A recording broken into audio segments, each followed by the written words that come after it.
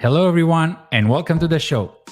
Today, we will talk about artificial intelligence and real estate. Stay with us until the end. You don't want to miss this.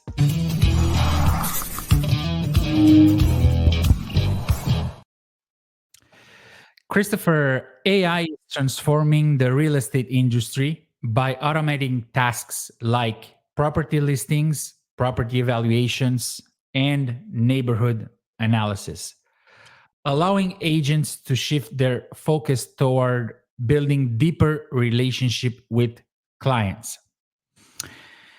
Before we go through a few articles that I found for today's podcast, I would like to know if you heard something about AI from your agency, from your colleagues, from Mhm. someone else concerning the real estate.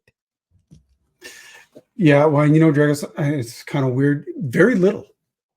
Hmm. Honestly, like it seems like our industry, um, we're so slow to adapt. We're so slow to grasp onto these new concepts. It's startling. So yeah, no, in all honesty, I haven't really heard a lot. But where we are hearing things, in the minute sections for the masses or for the unique few, I think those unique few are gonna potentially take over, and they won't get stuck in the tidal wave of the people who are grasping it. Because there's going to be a lot of corporations that are really honing in on the opportunities that are being presented, particularly with some of the changes that have happened out of the states. And there's going to be an awful lot of people who are left behind that think this is just about doing property descriptions. That's kind of my opinion on it. We'll see where it goes. The opportunities are amazing, though. Yeah, Absolutely amazing. it's true. And I just realized every time I ask you a question, you explain very well and you go to the point. That's what I like about doing this podcast with you. Right. And and that's one of the points. My point that I would talk about it if you didn't. In real estate, I found that the real estate agents are very slow to adapt. Even if we say I was a real estate broker, that everyone knows that. That Mhm. we like to say that we adapt and we looking for new technologies and looking for new things. It's a very very slow adapting industry. I hope this will change, but your point, it's a very good point. So you probably know. Yes, you want to say something? Well, I was just gonna say, well, and I mean, it's either going to change for the better or for the worse. And I think, particularly with AI, the opportunities there to accelerate both the good and the bad are they're pretty strong and pretty prevalent. There's a lot of opportunities right now for a lot of people. Good, like I said, good and bad. I'm sure we'll talk about that a little bit later to be sure. But I Yeah, see one of yeah, those headlines you threw. exactly. And we are not talking about sending an email, building an email with Chat GPT. This is not the AI we talk about, Hmm. because some of the brokers use this or use to ask questions about the real estate market. No. I understand, but what the AI we talk about is the technology that would help agents like an assistant. Okay, and I want to show you this article here. Ryan Serhant, you probably know this guy. It's a star of a reality TV called Owning Manhattan. Says that AI would change the way agents compete for business, and AI will make real estate agents more personable in home buying and selling. Do you believe that once this technology is incorporated in our real estate practices and habits, do you think this will help brokers as an assistant, or there others type of help that might come with this technology? Well, and so we operate on a CRM called Follow Up Boss, Yep. um, and so I record the calls. I like to record the calls. I like to be able to be driving, receive a phone call, and have half a clue who I was talking to afterwards, because I can go back in and re-listen to 30 minutes of phone call to pull out the pieces. And this actually just appeared one day. So the AI that's incorporated in with it not only took transcription notes, but it gave me the suggested next steps Yeah. based on the phone conversation that it listened to. This is like so early on into this, it's not even funny, but the ability for it to do things like that and say, in an educated manner, much the way my wife, sitting in the car beside me, said, "Did you call me? Did you call him Mhm. back? Did you look Yeah. up the?"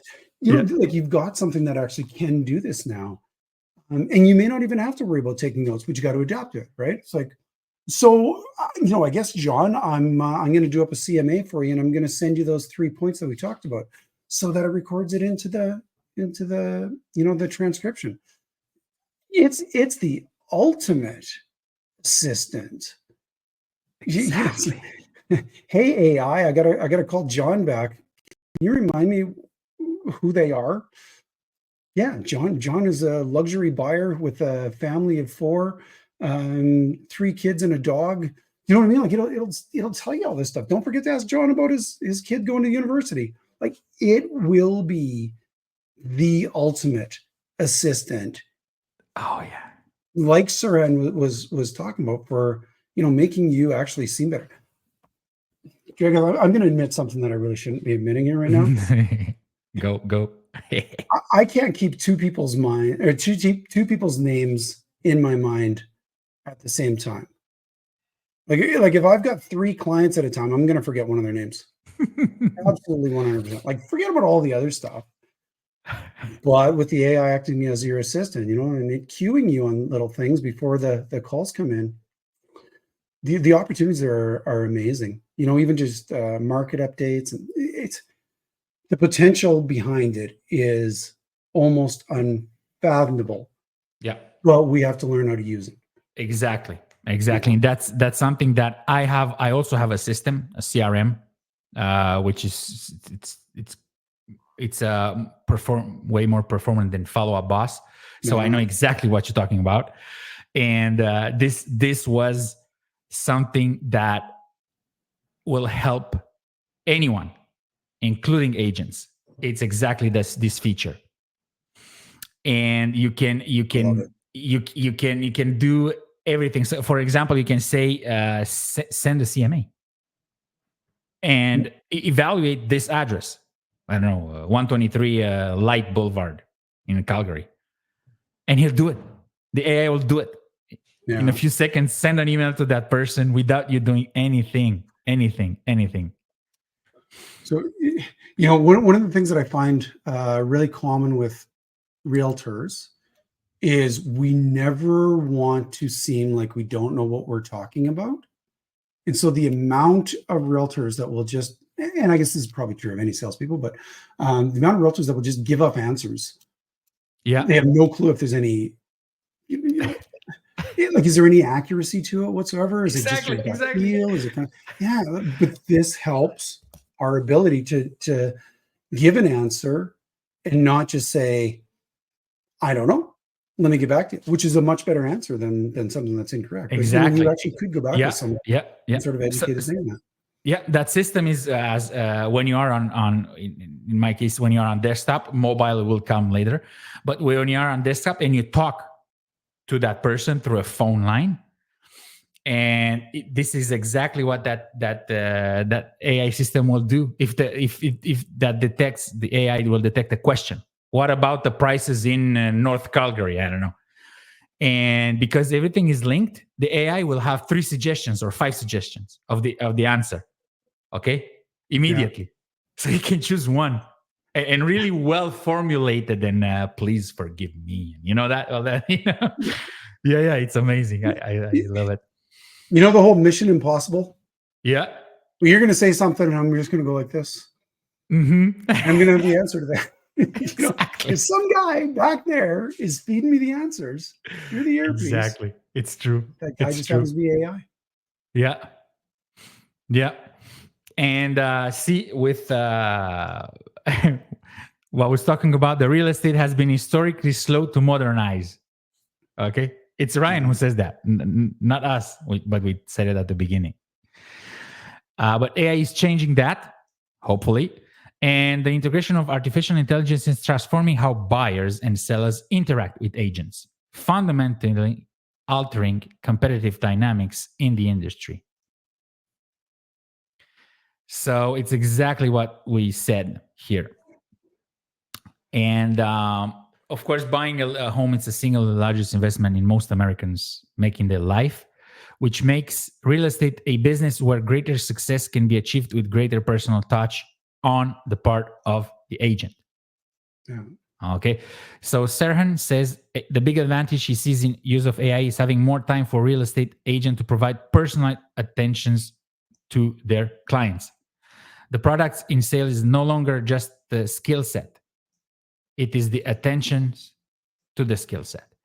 And that's something that when I coach clients on selling and interpersonal relationships, that is something that I always teach or focus on, which is, we know fact, it's a fact, it's a statistical fact, 78% of clients, buyers or sellers, don't work with their current broker, current agent again in the future. And that's because communication. So that is a big chunk, I believe, that AI will help with, which is communication, follow-ups, and attention at detail and attention at the customer, not at the transaction, which is way better.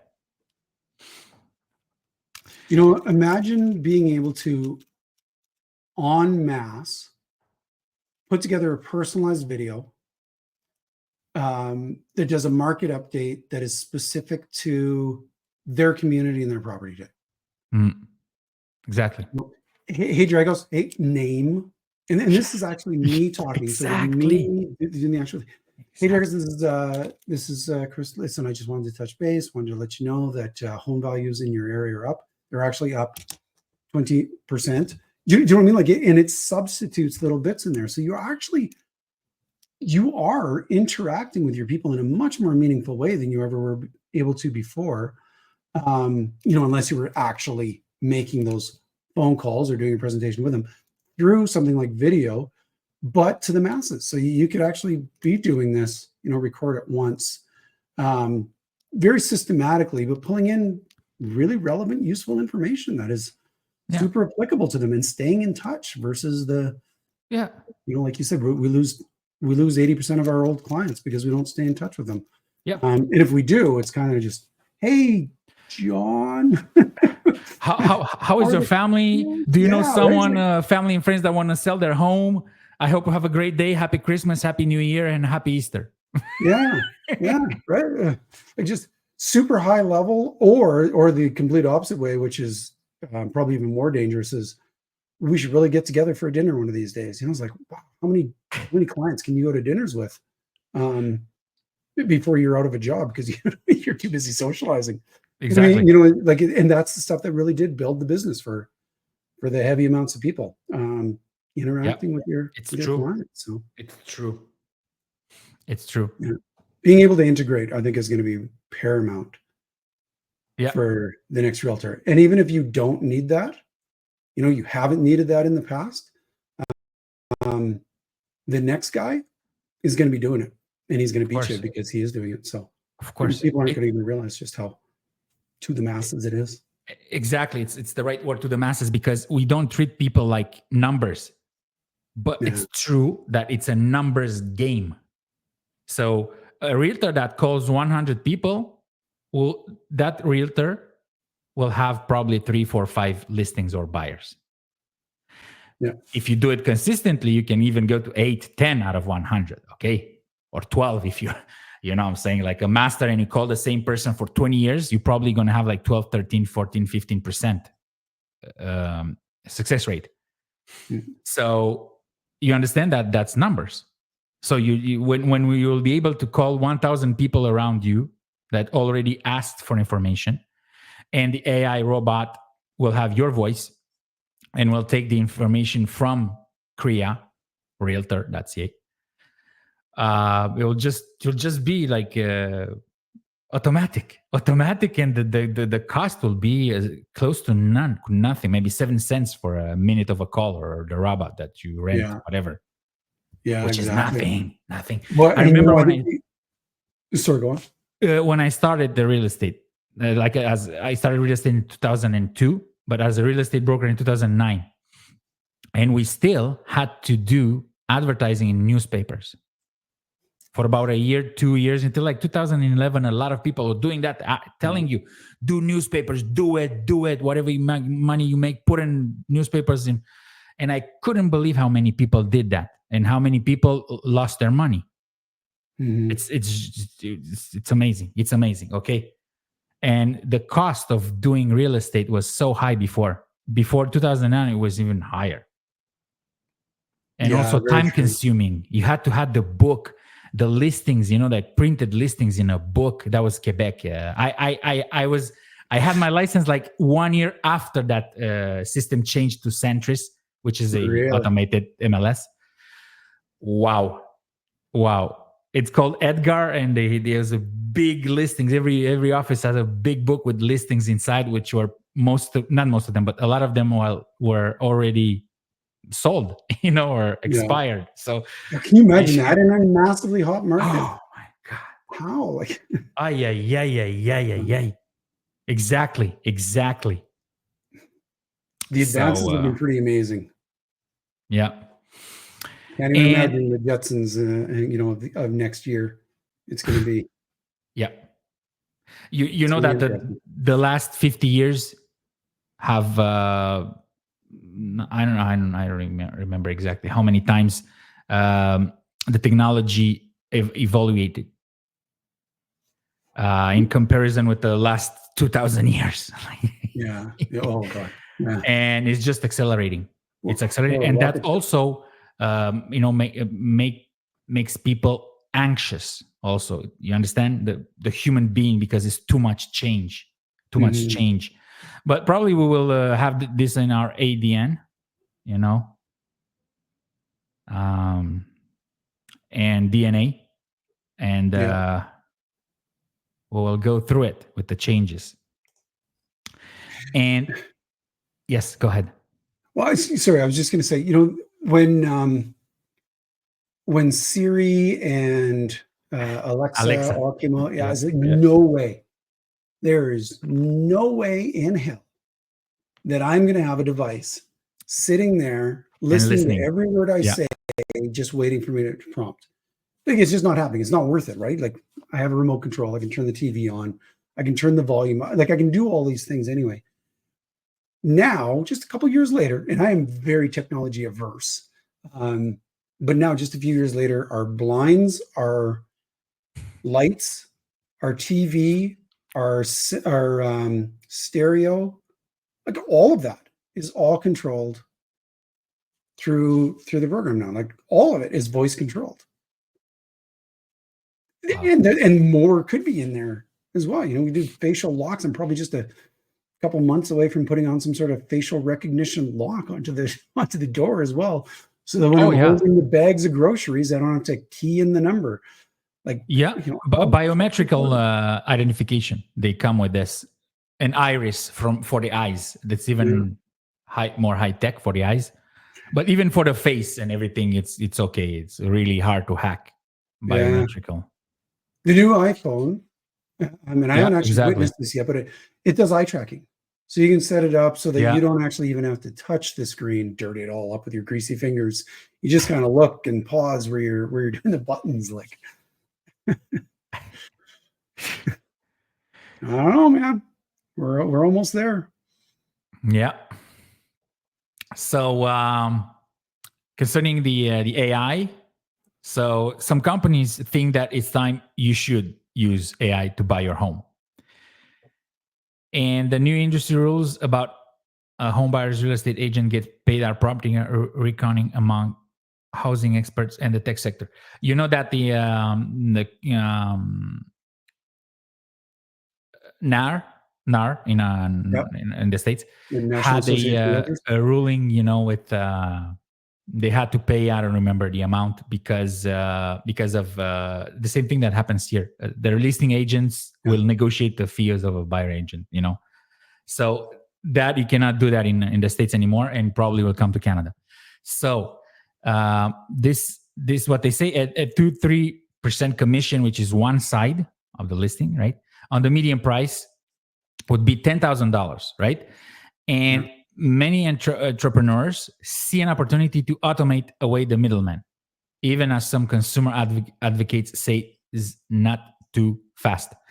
So my simple question to you: will real estate agents, brokers be obsolete soon, or is it what Ryan says, which is we will become more social? Yeah. And I think both. I Yeah, think the that's my point. obsolete agents are going to become obsolete. Yeah, If you refuse to get with the times, and if you refuse to keep up with current trends and what the buyers and the sellers are expecting, yeah, you're going to be gone. You could do a transaction a year, but somebody else is going to be doing all the rest. yeah, And there are going to be tech companies that, when we were looking at new construction, so we're going into the show homes and stuff before we built this place. Two of the builders had on there where you don't have to wait. It's open 24/7. yeah. The lights are always on, although they could go on just from a motion sensor. But you sign onto a website, you give the information, it gives you a code that accesses the lock, and then they've got cameras in a bunch of the rooms. There's absolutely no reason why not all, but a large percentage of the residential resale market couldn't integrate something along that same lines. We've got Very good facial point. recognition on our phone, where it could be download the app, book it, download the app, do facial recognition, take a picture of your ID, verifies who you are. Now we feel very confident through the AI that you are exactly who you say you are. This is the automated lock that will open up, that will allow you to access the home. These are the cameras. This is the staying on the app as you tour through the home. And maybe there's 100 of these out there at any given time. And there's one guy, in an office with all these screens and stuff. And Exactly. certain triggers will access him to interact or not interact, or maybe press an alarm button. Exactly. Now, to think that our industry is going to go that way, I don't think is completely realistic. But for part of it to go that way, I think is absolutely realistic, which will cut out a certain portion of what we do. And honestly, it's easier, it's more convenient, it's probably better for everybody in a lot of ways. But having that ability to still interact, to say, put me in touch with the agent, I've got a question, or maybe it's a question that the AI can't access directly through there, and the AI is just saying, yeah, yes, these are near power lines. The closest power lines are half a block away. Exactly. It could do multiple things. You know what this makes me think about? Aisle 24.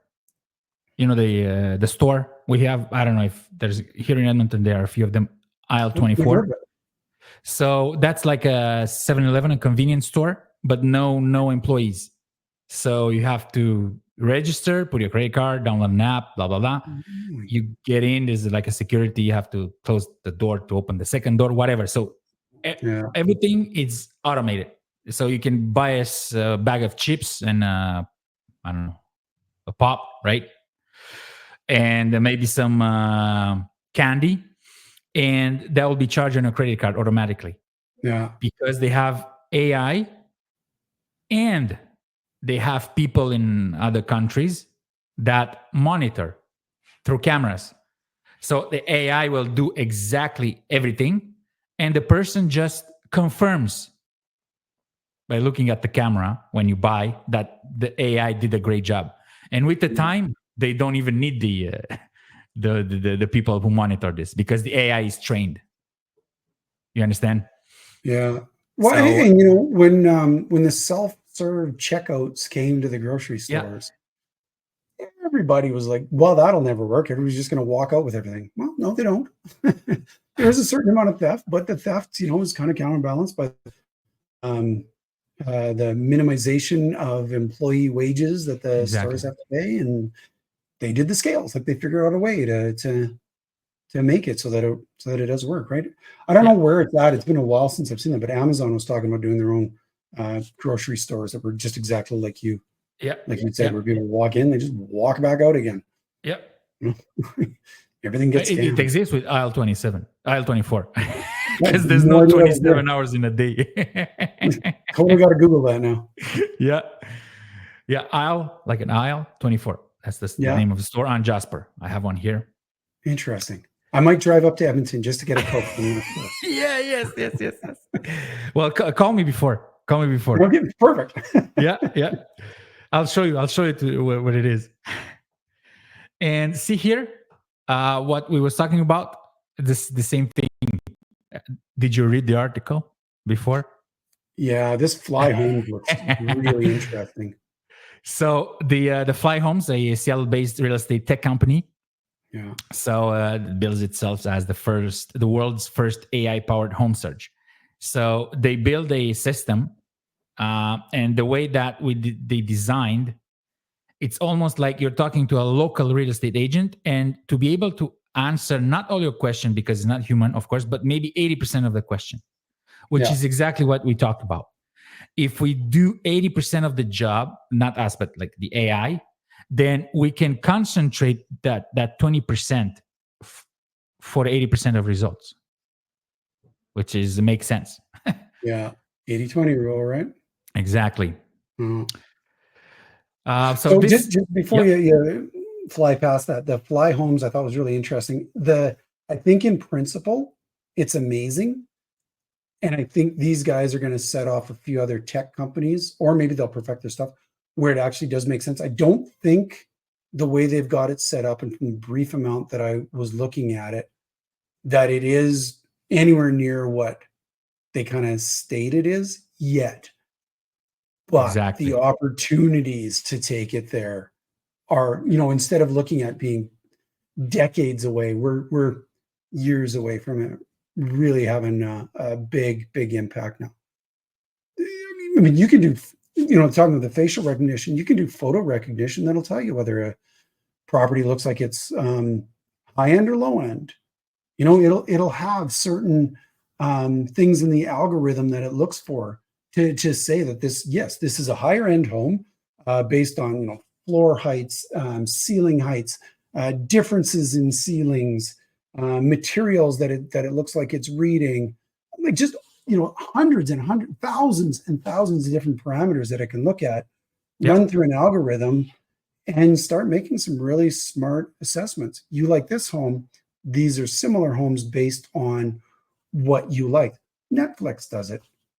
of course. Like, yeah, like all these companies that do these things already, that make suggestions based on your previous search history. The number one reason buyers go to a realtor right now, the number one thing is to help them find the right home. It's not help with the paperwork. It's not negotiating. It's to help them find that right home. The opportunities behind doing this en masse now are pretty amazing, because now it's going to take out some of our personal biases as well. Exactly. Exactly.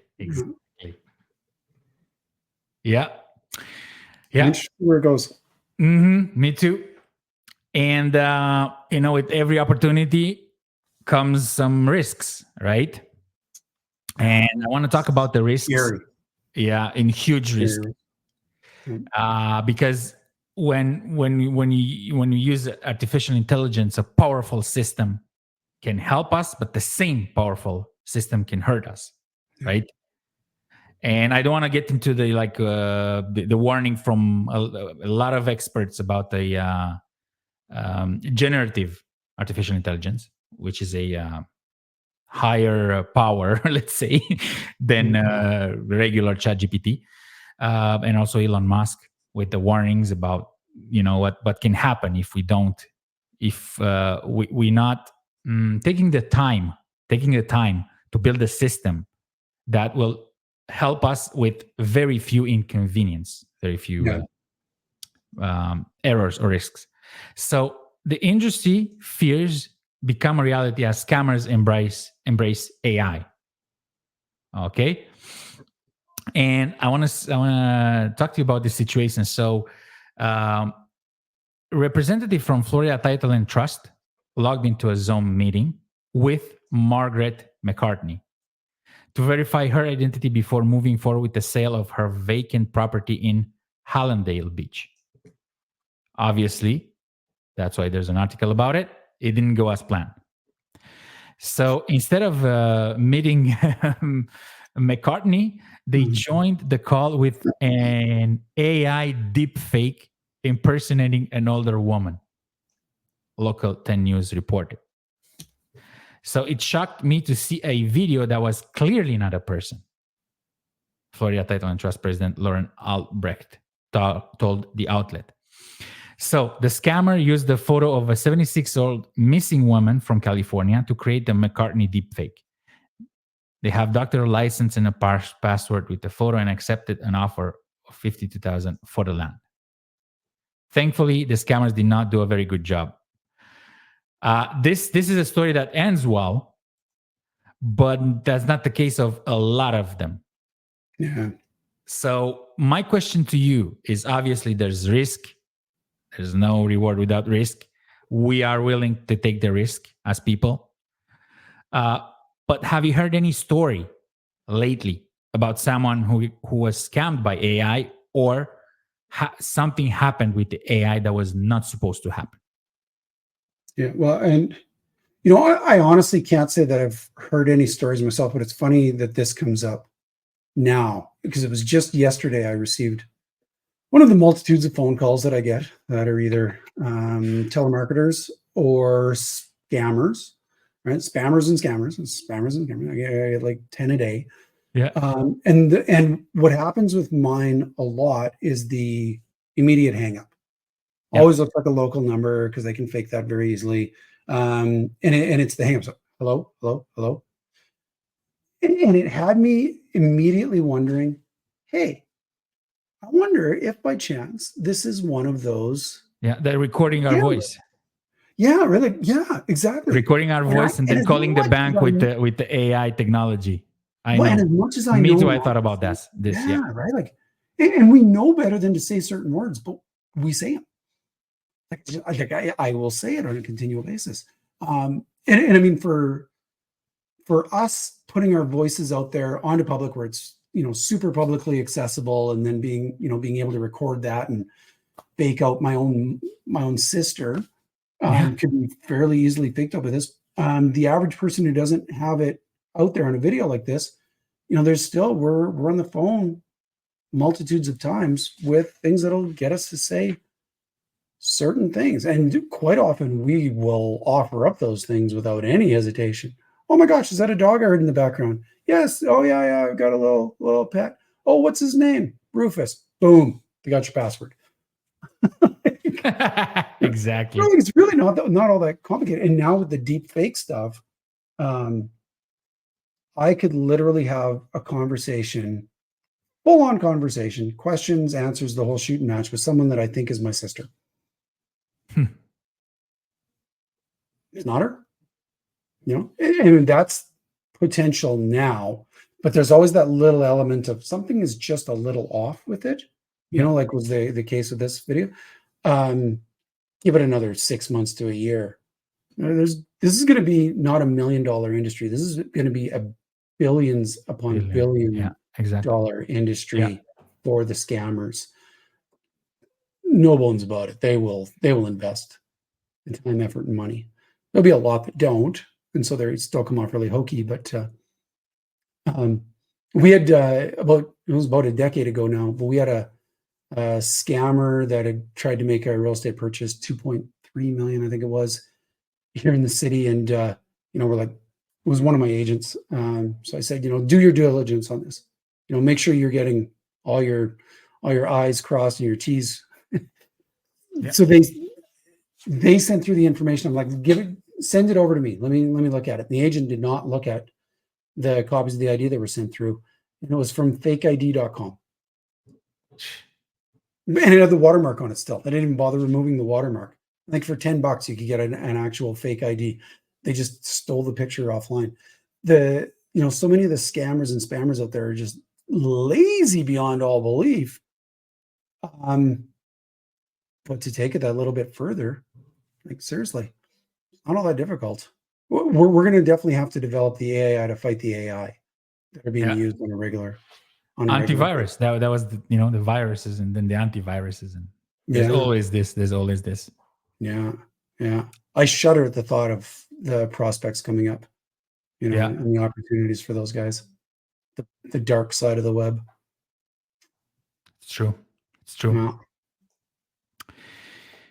Chris, let's change the subject now and go with the real estate market update. We will do a west-east kind of stuff. All right. And I will show you an article about that was posted today. And in this article, it says Canada's sluggish housing market could be recovering. Here's why. It's today. And my first thought was, what sluggish market? Because I understand it's not like 2022, but I don't believe it's a sluggish market, right?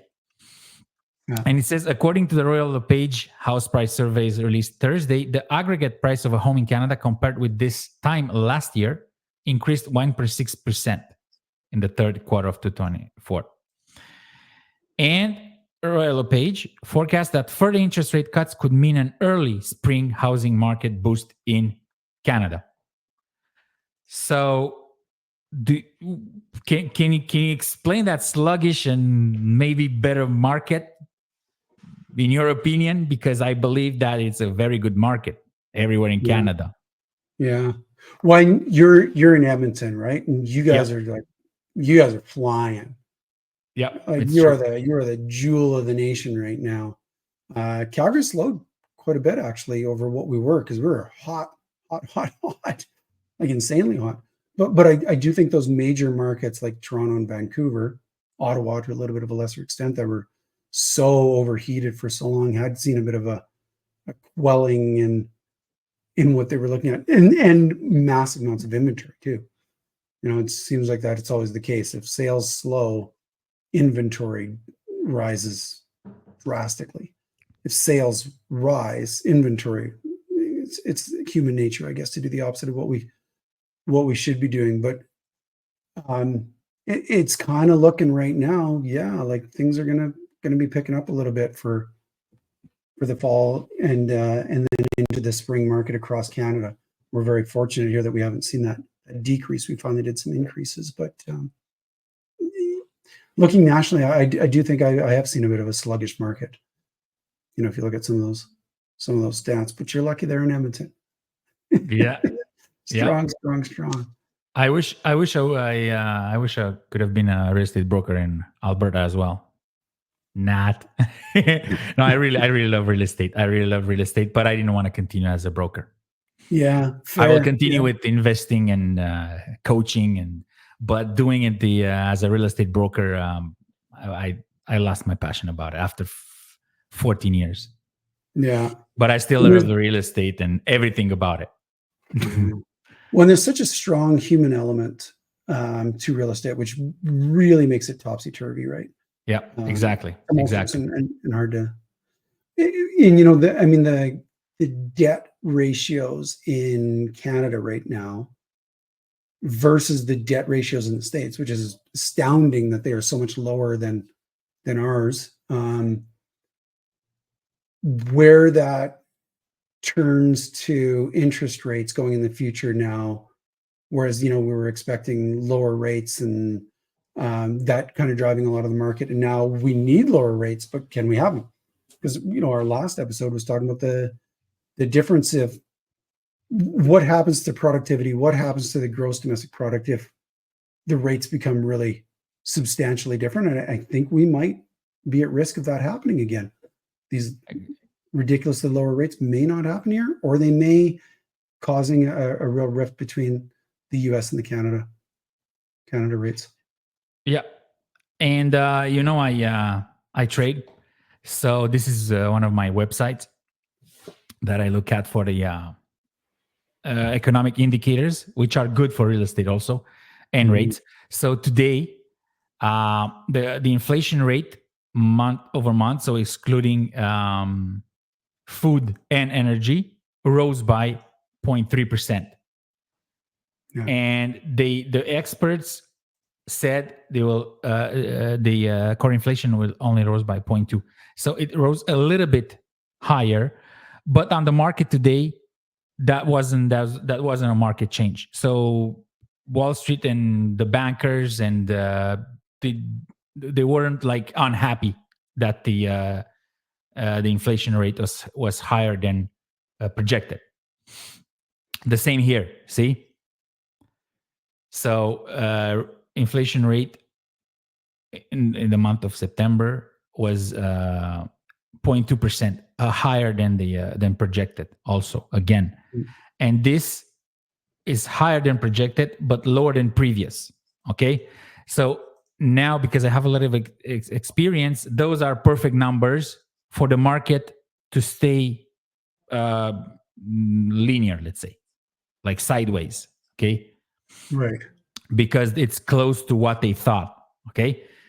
So this is one of the indicator that they look at when they change the rates, when they drop the rates.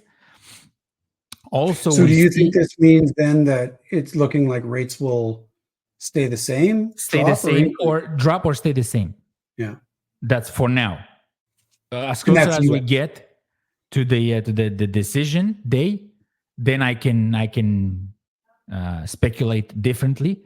But at this moment, it's 50-50. It's not like 3 days ago it was 75 rate drop.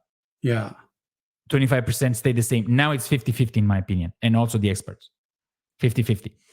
Because see here, the initial jobless claims. So those are the people that get the employment insurance for the first time, so that they lost their job. Right.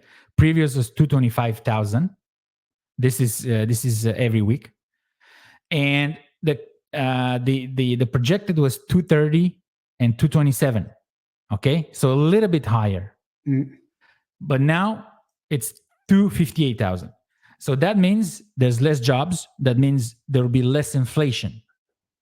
So that means rate drop coming. But this indicator, it's the contrary.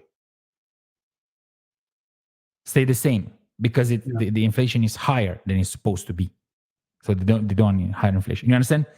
Yeah. So basically this is the rates we'll see. It's 50-50. And we were talking about the Edmonton.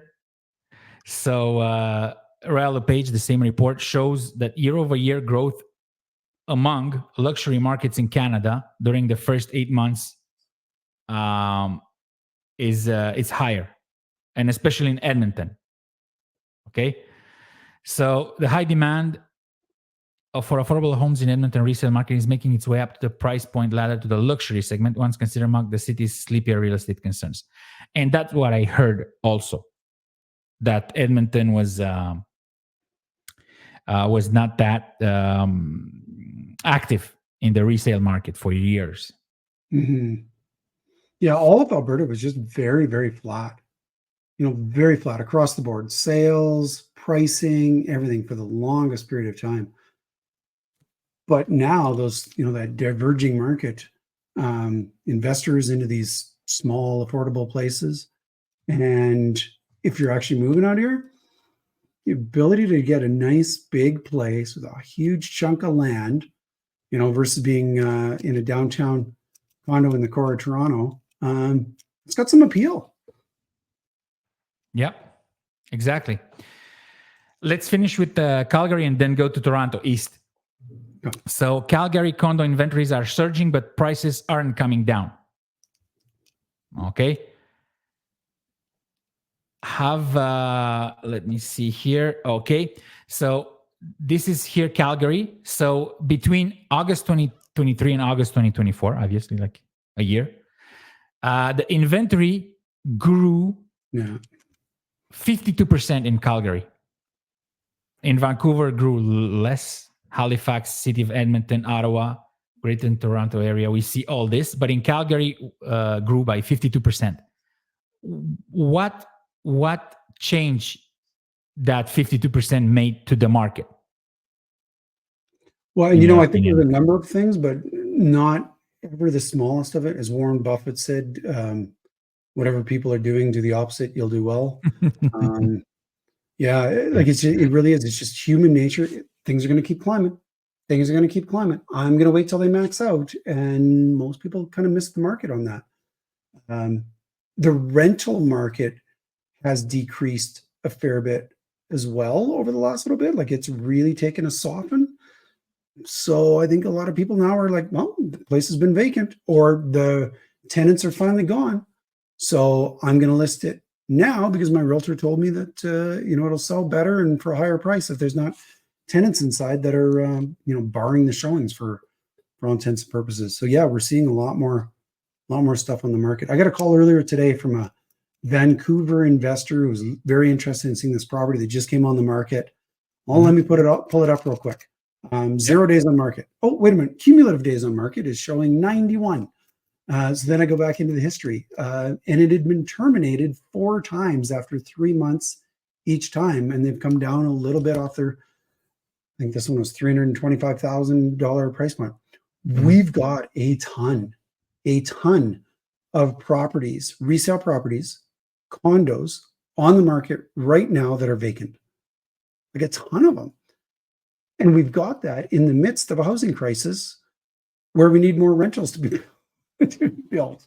Like, I don't know. Someone explained to me how we can have so many vacant properties online in the middle of a housing crisis. But we do. We do. Yeah. And the prices are not decreasing, whereas they should be, based on that. And the rental prices are not decreasing, whereas they should be. Exactly. Do you believe that the investors, the speculators, the investors who probably bought those properties are holding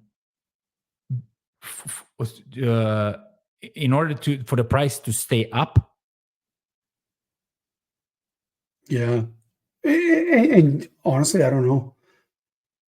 Like I'm at a bit of a loss when it comes to what the heck is driving so much of this, with so much vacancy rate, other than perhaps I can't sell for less than this. Yeah. Like literally, I can't sell for less than this. And so they, desperation and hope had that guy holding onto that property for the last year. It was here in July. So it was like a year and 4 months now that particular property had been listed for vacant the whole time. Wow. Very slight decreases in price. But if there's a glut of them, maybe people are going to get what they're going to get. People are going to buy for the price that they're going to buy, but they're going to pick the right one for them, which leaves a lot of sellers kind of on the hook, even in the midst of this hot housing market that we keep hearing about. Yeah. And see, the year-to-date average price, talking about the price not going down, has climbed a little more than 50% year over year to just over 347,000, up from 301 in 2023. So, one of the reason is we're seeing a lot of Ontario and BC development groups moving to the city, launching project in pre-construction. Yeah. Okay, more condos but higher demand. So I guess we have to wait and see what will happen. Because it must be a break point soon, in my opinion. Either go up a little bit or go down. Because right now you see that there are increasing or decreasing prices, but not like we used to since the COVID. Yeah, I mean, it was fluctuating so much for the longest. for the longest time there, but I think there's a lot of, when we think of investors, I think the automatic thing that comes to mind is smart, numbers savvy, crunch the numbers, know things like cap rates off the top of the vast majority of people that are doing these investments, particularly on the pre-construction and that, they're mom and pops. Yeah. They're like, hey, I got some extra cash and I'd like to, real estate's a solid investment. And this seems like really the smart way to go because, we're basically leveraging a small amount of money and heck, we could sell it before and make $100,000 or $150,000 before it's even built. And we would have to, get a mortgage or anything. And there's so many of those that are driving so much of our market right now, but they're getting caught. They're getting caught in a very precarious situation. Yeah. And that's really going to lead to some downturns for all of us, particularly with the immigration being, sliced. Yeah. Like I think our country finally caught on that maybe, too much is too much. Yep. And now the backstaff of that is dropping it down to veritably nothing. So there's going to be a reckoning to pay for a lot of people through a lot of this. Good people, good people that are just wanting to build their equity, but not necessarily in the best way possible, unfortunately. Yeah. And talking about the condo market, let's talk about a little bit now. We talked about Edmonton, Calgary. Let's talk about Vancouver. So StatCan says that Vancouver condo market is shaped by investors who prefer smaller units. Yeah. Investors prefer condo projects with smaller units because the rent per square foot of living area tends to be higher, which is it's logic. So it comes to this people or construction workers, companies, speculators are focusing on revenue and on profit instead of quality of living. Yeah. And that's a trend all over Canada now. And one simple question, last question about this, about the market in the West. Do you believe that because of this, a lot of people from BC, Vancouver, BC, will move to Calgary or Edmonton? I know there's a big trend happening right now, but do you believe that will intensify or not? Yeah. And I couldn't even begin to speculate on the Vancouver market and where it'll go. I mean, holy cow, I think our market is crazy and tumultuous. With these small condos, definitely they're a thing. I remember, I don't know, back about 12, 14 years ago, we started developing out an area called the East Village, and they were putting in all these little 500, actually there were about 550 to 600 square foot condos. And I'm like, you guys are nuts.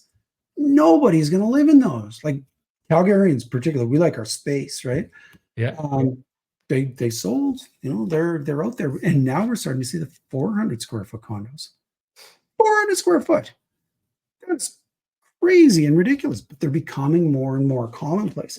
I think the problem with them, though, is who wants to stay in a 400 or 450 or 500 square foot condo for very long? And I mean, if you're starting, you get in a relationship, now you got two people in there. You have a kid, you got three, like it's unsustainable, right? And so now, and now it also becomes then where the landlords of these are like constant turnover. Well, that's not a lot of fun. It's an interesting sub-market. I'm surprised it's taken off as much as it has. Obviously, the demand is there that the builders keep doing them, but I don't know if it's going to be super sustainable over a period of time. I think things will edge smaller. Where the typical condo used to be about 1,100 square feet, back in the 80s, 90s, and now they're like 550, like literally half the size. Yeah, I think it'll probably twice the price. and twice the And price, shit, or more than that. yeah, and those 1,100 square foots are selling for way less than the 550 square foots are now. Man, I'll tell you, you can do a lot of renos for the price difference in those and get a lot more square footage. You may not get the ceiling height that you're getting in the new ones. Luckily they're going there, but I don't know. I think things have got to kind of quell down, and maybe it'll level between the two. And 850 is not so bad. 400 is ridiculous. Yeah, it's too small. Well, and it's funny. This isn't China. We don't have a small mass with a massive population. We have a small population with a massive. We're the second biggest country in the world, right? And we have we are 40 million, 44 million. Russia is 170 million. Yeah, we got some room. Country, okay. You understand? And we have so much resources and so much wind and ice and trees, and I do not understand why Canada it's so expensive. Yeah. There's small countries in Europe that are a tenth of Canada. And they're full of people. Maybe not a tenth, but a fourth, like a 25%. And there are small countries, smaller, that it costs you 10%. Like instead of $3,000 a month, it costs you 300 euros a month. There are a lot of countries like that in Eastern Europe. Okay, Yeah. So it's not too much, a tenth. It's ridiculous. So let's continue. Finish with this with the East. So we'll stop in Toronto. Maybe next time we'll go to Quebec. But this here, it's a little bit different subject than the residential, but it's a subject that it's important to talk about, because Toronto lags the world in returning to the office, and real estate feels the pain, obviously. And it's the same, almost the same everywhere. I said, let's see if I can open an office also in an office building here in Edmonton. I called the company, very known company. They said, yeah, it's $685 a month, everything included, private office with internet. And I said, I don't know much, man. This in Montreal, the same company is charging like $325, $375. But that was when I was with EXP, which has a deal with the company. Okay, I understand that. Right. The point is, they called me back in not even like 2 minutes, telling me that the manager will give me 30% discount, agrees for 30% discount immediately, like in 2 minutes. After that, they called me again at least 2 times in a week, and I had 6 emails from 3 different people. Yeah. In 1 week, in 7 days. So they need people to rent commercial. That's why I want to do this bridge into commercial a little bit at the end, because the experts say office market could take 7 years to recover. And that, in my opinion, it's also an opportunity for people to buy commercial real estate. High quality, high value real estate for reasonable price. Yeah. What do you think, Chris? That's my question. Do you think there's an opportunity in commercial real estate or not? Or and honestly, I think there's huge opportunities. We have a good friend who's a commercial realtor, and he was talking about just how hot the market is still. I guess the question I would have is, where are you going with it? And what are you going to do with it in the meantime? Because, if there's some great deals to be had out there on the purchase side, can you just withstand, kind of some short-term downfalls? Do you have the resilience to be able to last through it? But I personally think there's going to be a lot of companies that have been holding out still, feeling the pressure of their employees, but that are just going to say enough is enough, back to the office, because we're just not seeing the productivity out of you anymore. And, as we've had those productivity questions come into play pretty strongly here over the last little bit. What do we do to increase our productivity? Yeah, I do think there's going to be a lapse back into the downtown core and into those offices. Yeah, I really do. I think it's going to happen. Me too. And one of the reasons is because the banks have a lot of commercial lending. They did loans, a lot of commercial loans. Yeah. And there is a problem because in the next 3 years they will come up for renewal, and if the company doesn't have people to work in the office, they will just not renew.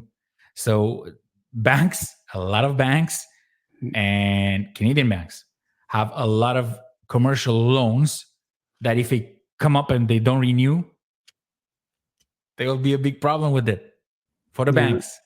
So I believe a lot of And actors, also for the government. of course, You think about how much of the tax dollar comes from the commercial coal. Of We complain course. about our residential property taxes, but it's the commercial that really kind of pays the bills at the end of the day. Of So course. I think it's in everybody's best interest to see a bit of this happening. And yeah, I think you're right. I think there's some amazing opportunities to be had there if done smartly. Exactly, if done smartly. Yes. See, nationally, Canada's office vacancy rate edged up to 18.6% in the third quarter of this year, with downtown vacancy at 19.7%. And Toronto vacancy rate isn't the highest. So London is 31.4%. And Calgary, downtown Calgary, isn't far behind at 29.6%. Yeah. So 30%, almost 1 out of 3 commercial buildings are vacant. Yeah. And it was worse. It was worse for the longest time. We're actually filling some of those commercial buildings with residential now. They're making changes to what's been happening, the zoning of everything. So it's yeah, it was pretty tumultuous for a while there. Sorry, tumultuous is my word. It was dire. It was pretty dire for our downtown for the longest time. And it's still not good. But like you said, that poses the opportunities for some people to come in, some investors to come in and make some good money at some of this stuff.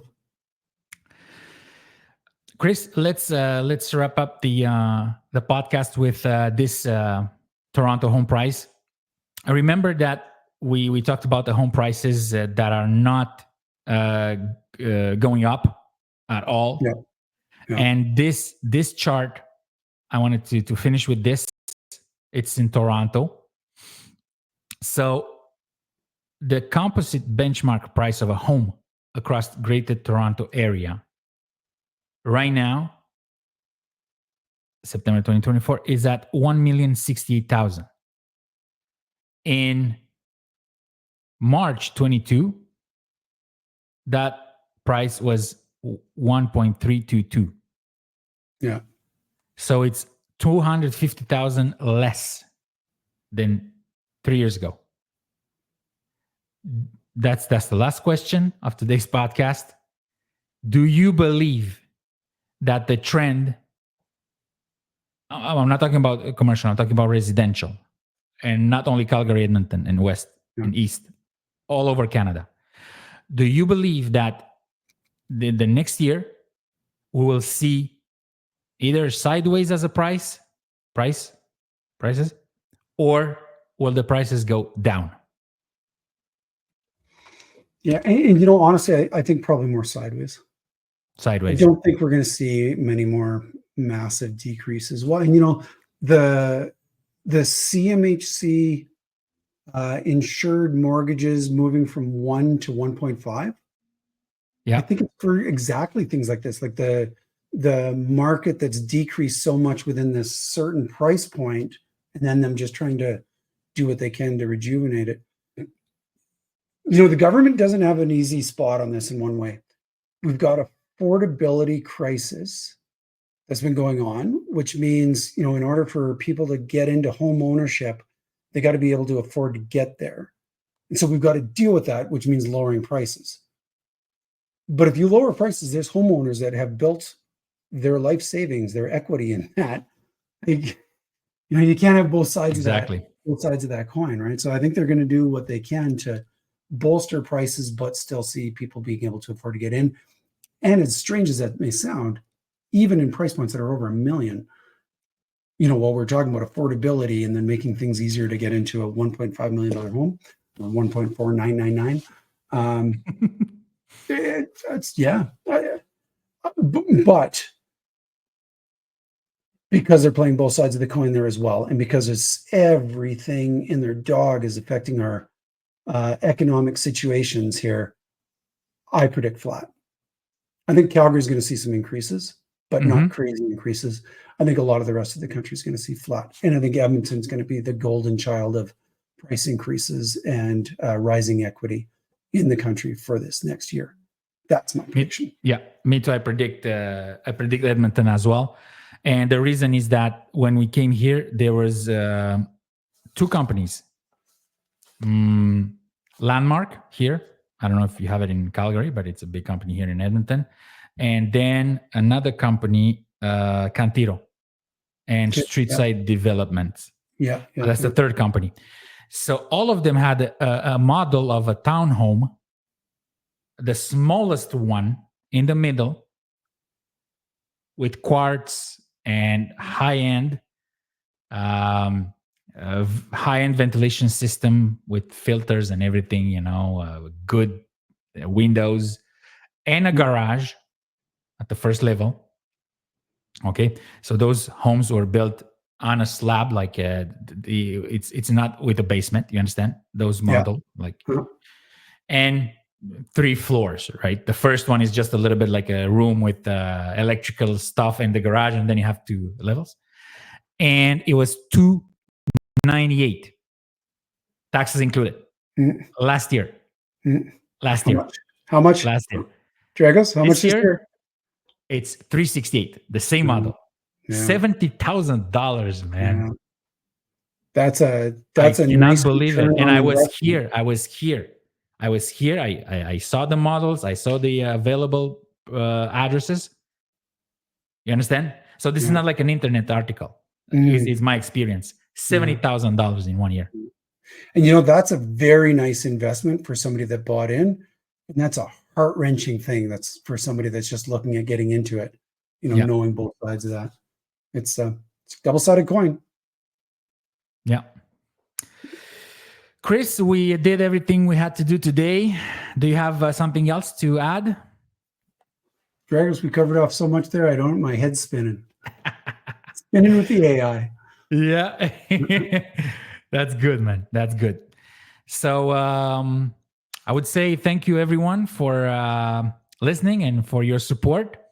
And we will see each other next week. Ciao. See you guys.